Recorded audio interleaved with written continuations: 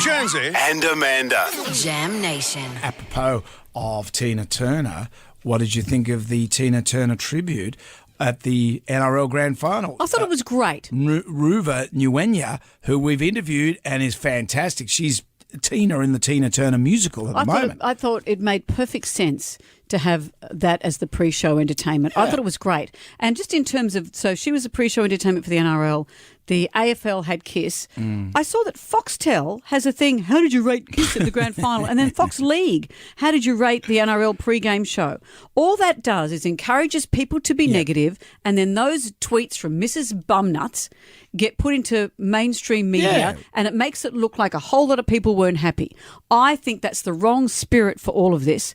I thought they were just great. Well, this was Ruva.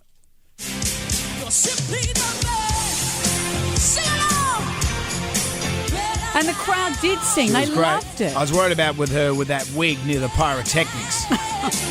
Look, never upset Tina. I did feel for Mark Gable, though, at half-time. They got Mark Gable from the Choir Boys to do a run to Paradise, and they cut him off halfway and then went to some sort of ad. Which was Run to the ads. Run to the ads. I went, oh, poor old Mark Gable. That's his big opportunity right there, and he sounded really good. Kiss killed. So good. I'm going to see them on Saturday. I'm so looking forward to that show. I had this flashback watching Kiss playing at the grand final in Melbourne there. I remember 1979 thereabouts. My cousin lived in Melbourne and we're off to see a Collingwood and Carlton game at the MCG. And we're just walking along, and Kiss was so huge, and he was a bit older than me, so he was right into Kiss, and because he was right into Kiss, I was right into Kiss, and we were just going along talking, when Kiss come to Australia, it's going to be the biggest thing in the world. And I was just watching, I just did this, it was like, you know, those memories in amber.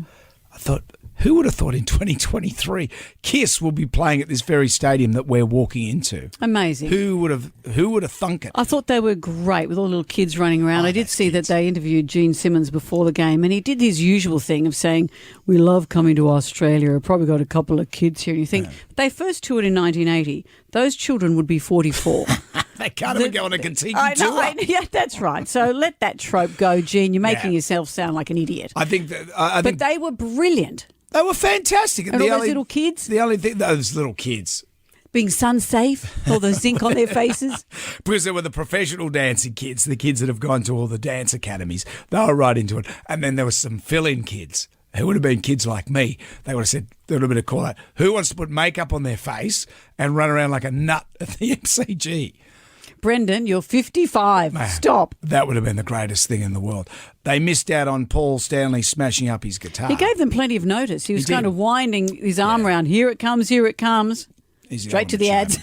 But the AFL Grand Final, that was great. Heartbreaking if you're a Queenslander. Yeah, and then that game, it looked like, let's talk about the NRL Grand Final. Sure. It looked like it was all over. And then, what a miraculous thing. I've been reading about Nathan Cleary, and they're saying it wasn't a miracle. It's his hard work. They said he's like a blacksmith. He puts it together and then hones it and practices it. It's such a skill set. And when you talk about football brain, he certainly has a football brain. Yeah. Because a lot of times I'm watching a league game and I go, well, why is that? They're seeing a different matrix in their head. They're seeing the field in a different way. My mate Omo goes, well, clearly he's the wind is off the side of the, and you go, what? Sometimes I don't understand the rules. Nathan Cleary understands the rules and he's got that football brain. And then when I watched the replay of the game again yesterday on Fox, to see if the Sharks might win. If they win, I thought, oh yeah, I get it. That bit where, when I was cleaning the barbecue, when it looked like it was all over for Penrith, that was the bit where Nathan Cleary steeled himself. He did. But that 40-20 kick that he did, and he caught Reece Walsh off guard, there was a part there where the Broncos players, you could see them thinking, oh, we got this in the bag. And Reece Walsh was starting to look up into the crowd and he was doing a little bit of showboating. And that's where Nathan Cleary just came in and steeled himself. And that's where his experience in the grand final really came to the fore. I was discussing this with my children over the weekend. Would you rather, as a player, lose by 2 points or by 30?